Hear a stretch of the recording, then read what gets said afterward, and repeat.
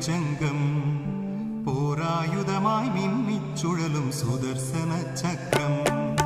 நாராயணரின் கையில் இருக்கும் வலம்புரி சங்கம்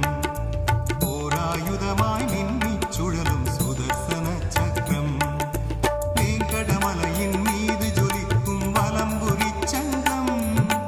ஏழு உலகிலும் ஓடி உலவிடும் சுதர்சன சக்கரம்